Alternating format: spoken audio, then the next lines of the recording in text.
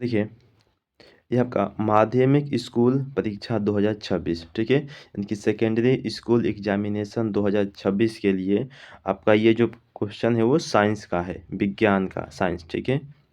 देखिए, इसमें जो आपका कुल प्रश्न रहेंगे, देखिए कुल प्रश्न है 100 + 30 + 8 यानी कि 138 प्रश्न आपको रहने हैं और आपका जो समय मिलेगा वो मिलेगा 2 घंटे 45 मिनट ठीक है?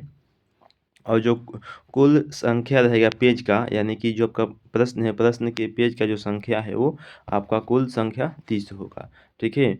और आपको जो नंबर मिलेंगे वो कुल नंबर मिलेंगे आपको 80। कुल कितने मिलेंगे? 80 मार्क्स आपको मिलने वाले हैं साइंस में, ठीक है? अब इसमें परीक्षार्थियों के लिए कुछ निर्देश दिए जाते हैं जो आपको ज़रूरी है आपको याद रखना।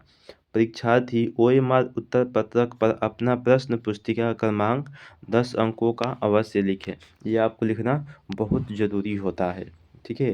परीक्षार्थी यथासंभव अपने शब्दों में ही उत्तर दे, ठीक है? देखिए, यानी कह रहा है कि जो परीक्षार्थी हो, वो जहाँ तक संभव हो प्रश्नों का जो उत्तर दे रहे हैं वो अपने ही शब्दों में दें, ठीक है? यानी किताबी भाषा न लिखें, अपने शब्दों में अगर लिखेंगे तो उन्हें ज़्यादा नंबर दिया जाएगा।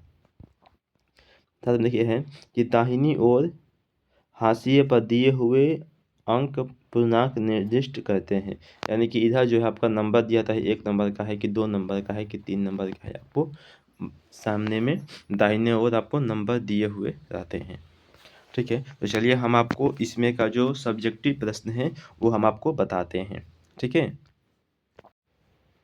देखिए, जो पहला सब्जेक्टिव प्रश्न है वो है कि रासायनिक अभिक्रिया किसे कहते हैं? किसी भी रासायनिक अभिक्रिया को संतुलित करना क्यों आवश्यक है? ठीक है, तो चलिए इसका हम लोग उत्तर जानते हैं। लिखेंगे, जब कोई पदार्थ अकेले या किसी अन्य पदार्थों के साथ मिलकर एक या एक से अधिक नए गुण वाले पदार्थों का निर्माण करता है तो उसे रासायनिक अभिक्रिया कहते हैं, ठीक है? द्रव्यमान संरक्षण के सिद्धांत का पालन कराने के लिए रासायनिक समीकरण को संतुलित करना आवश्यक है, क्योंकि इस सिद्धांत के अनुसार रासायनिक अभिक्रिया के बाद न द्रव्यमान का न तो निर्माण होता है और न ही विनाश होता है, ठीक है?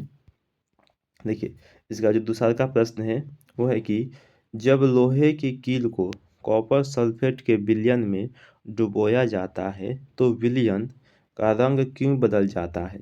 उत्तर लिखेंगे, FeSO4 यानी कि कॉपर सल्फेट बनने के कारण विलयन का रंग नीला से बदलकर हल्का हरा हो जाता है, ठीक है? देखिए, अगला प्रश्न है हमारे पास, अम्ल और क्षार में अंतर लिखें। अम्ल और क्षारक में अंतर लिखें। तो एक ओर अम्ल लिखेंगे और दूसरी ओर क्षारक लिखेंगे। पहला होगा, यह स्वाद में खट्टा होता है और यह स्वाद में कड़वा होता है। दूसरा का होगा, यह नीले लिटमस पत्र को लाल कर देता है और यह लाल लिटमस पत्र को नीला कर देता है, ठीक है?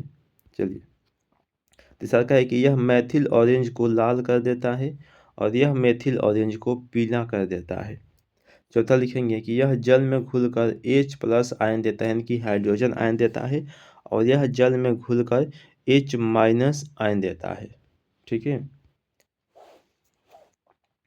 अगला है कि इसका पीएच मान 7 से कम होता है और इसका पीएच मान 7 से अधिक होता है। यह हल्दी के पीले रंग में कोई परिवर्तन नहीं लाता है और यह हल्दी के पीले रंग को लाल भूरे रंग में बदल देता है, ठीक है? चलिए देखिए, अगला प्रश्न है हमारे पास, देखिए कि प्लास्टर ऑफ पेरिस को आद्ररोधी बर्तन में क्यों रखा जाना चाहिए? इसकी व्याख्या कीजिए। अथवा प्लास्टर ऑफ पेरिस को आर्द्रता से दूर रखना क्यों आवश्यक है? उत्तर लिखेंगे, प्लास्टर ऑफ पेरिस आसानी से जल को अवशोषित कर लेता है और कठोर जिप्सम का निर्माण करता है। इसीलिए प्लास्टर ऑफ पेरिस को आर्द्ररोधी बर्तन में रखा जाता है, नहीं तो कुछ समय बाद इसकी पूरी मात्रा जिप्सम में बदल जाती है, यानी कि बदल जाएगी। चलिए देखिए, अगला प्रश्न है हमारे पास कि उत्तल दर्पण का उपयोग साइड मिरर के रूप में किया जाता है, क्यों? अथवा हम वाहनों में उत्तल दर्पण को पश्च दृश्य दर्पण के रूप में वरीयता देते हैं। क्यों देते हैं? उत्तर लिखेंगे क्योंकि उत्तल दर्पण हमेशा वस्तु का प्रतिबिंब सीधा और छोटा बनाता है, जिसके कारण ड्राइवर को अपने पीछे के क्षेत्र देखने में आसानी होता है। ठीक है, चलिए अगला प्रश्न आते हैं हमारे पास कि तारे टिमटिमाते हैं क्यों? उत्तर लिखेंगे वायुमंडलीय अपवर्तन के कारण तारे टिमटिमाते नजर आते हैं, क्योंकि तारे पृथ्वी से काफ़ी दूर पर होते हैं, जिससे प्रकाश कभी हमारे आँखों तक पहुँचता है तो कभी नहीं पहुँचता है, जिसके कारण तारे टिमटिमाते नजर आते हैं। चलिए अगला प्रश्न लिखते हैं। देखिए अगला प्रश्न है हमारे पास, देखिए ये 5 नंबर का प्रश्न आपके एग्जाम में पूछेगा। मानव पाचन तंत्र का सचित्र वर्णन करें। उत्तर लिखेंगे देखिए कि मानव पाचन तंत्र में प्रमुख अंग एवं ग्रंथि भाग लेते हैं।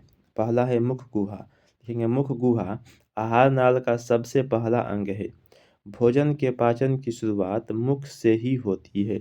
मुख जिस गुहा में जाकर खुलती है उसे मुख गुहा कहते हैं। इसमें दांत, जीभ एवं लाल ग्रंथि पाई जाती है। इसमें दांत का कार्य भोजन को छोटे छोटे टुकड़ों में बांटना और लाल ग्रंथि से लाल स्रावित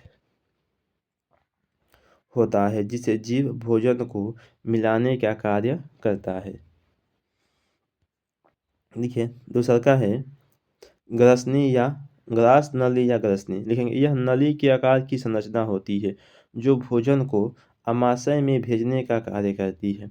यह किसी भी एंजाइम का स्राव नहीं करती है। ध्यान रखना है, यह किसी भी एंजाइम का स्राव नहीं करती है। कौन? तो ग्रसनी या फिर ग्रास नली। तीसरा का है अमाशय। लिखेंगे ग्रास नली के आगे थैली नुमा संरचना को अमाशय कहा जाता है, जिसका आकार अंग्रेजी के जे आकार का होता है। अमाशय में 3 भाग होते हैं, जिसमें अग्र भाग को कार्डियक, मध्य भाग को फुंदिक और पिछले भाग को पाइरोलिक कहा जाता है। अमाशय में भोजन 3 से 4 घंटे तक रहता है। अमाशय में अमाशय में गाढ़ा पदार्थ को काइम कहा जाता है, जबकि तरल पदार्थ को चाइल कहा जाता है। अमाशय से पेप्सिन और लाइपेज एंजाइम का स्राव होता है। ठीक है, अगला लिखेंगे 4 नंबर यकृत यानी कि जिगर। यह शरीर की सबसे बड़ी ग्रंथि होती है। भार के विचार से यह सबसे बड़ा होता है। अगला लिखेंगे कि इसका वजन लगभग 1.5 kg तक होता है। यकृत से पीत रस का स्राव होता है जो भोजन को क्षारीय बनाने का काम करता है, जो वसा का विखंडन करने के लिए तैयार करता है। पांचवा है कि अग्नाशय। लिखेंगे यह अमाशय और छोटी आंत के बीच में स्थित रहता है। इसमें से लाइपेज नामक एंजाइम का स्राव होता है। इसका मुख्य काम वसा को वसा अम्ल में बदलना होता है।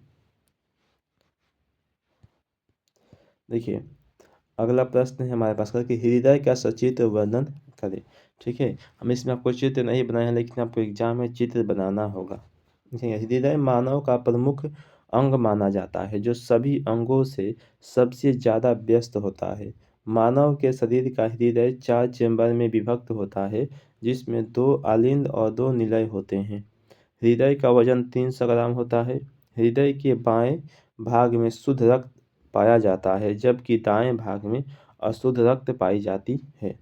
हृदय वक्ष गुहा के दोनों फेफड़ों के बीच स्थित होती है, जो एक दोहरी झिल्ली से घिरी होती है, जिसे हृदय वलन कहते हैं। दोहरी झिल्ली के बीच एक द्रव पाया जाता है जिसे पेरिकार्डियल द्रव कहा जाता है। रक्त परिसंचरण के लिए शरीर के अंदर पतली पतली नलिकाएं पाई जाती है, जिसे धमनी एवं शिरा कहा जाता है। धमनी में शुद्ध रक्त जबकि शिरा में अशुद्ध रक्त पाया जाता है। हृदय का प्रमुख कार्य रक्त को पूरे शरीर में पंप या छिड़काव करना होता है। छिड़काव करना होता है। मानव का हृदय सामान्य स्थिति में 1 मिनट में 70 से 72 बार धड़कता है। अपवाद में फुफ्फुस धमनी में अशुद्ध तथा फुफ्फुस शिरा में शुद्ध रक्त बहता है। याद रखना है। चलिए देखिए अगला प्रश्न है हमारे पास है कि मानव शरीर के प्रमुख उत्सर्जी अंगों के नाम लिखें। लिखेंगे कि मानव का प्रमुख उत्सर्जन अंग निम्नलिखित है। पहला होता है त्वचा। मानव शरीर का सबसे बड़ा उत्सर्जन अंग त्वचा होती है, जिसमें श्वेत ग्रंथि पाया जाता है। इसमें छोटे छोटे छिद्र पाए जाते हैं जिससे पसीना बाहर निकलता है। यह शरीर के ताप का संतुलन करता है। देखिए अगला है 2 नंबर फेफड़ा। यह मानव का प्रमुख उत्सर्जी अंग होता है, जिसकी संख्या 1 जोड़ी होती है। यह शरीर के अंदर निर्मित CO2 गैस को शरीर से बाहर निकालने का कार्य करता है। इसके अलावा लहसुन और मसाला की दुर्गंध को बाहर करने का कार्य करता है। तीसरा है देखिए यकृत यानी कि लीवर। लिखेंगे यह शरीर की सबसे बड़ी ग्रंथि होती है, जिसका वजन 1.5 से 2 kg का होता है। इसे जिगर भी कहा जाता है। यह प्रोटीन के पाचन से बने अमीनो अम्ल को अमोनिया में बदल देता है तथा यकृत को कोशिकाएं इस अमोनिया को यूरिया में बदल देता है। ठीक है, देखिए इतना जो है आपका सब्जेक्टिव का प्रश्न है। अगर आप इसे याद कर लेते हैं इसमें से आपका 3 से 4 प्रश्न आसानी से आ जाएंगे आपके एग्जाम में। 3 से 4 प्रश्न बिल्कुल आने ही आने वाले हैं। ठीक है, तो चलिए हम लोग अब मिलते हैं अगले वीडियो में।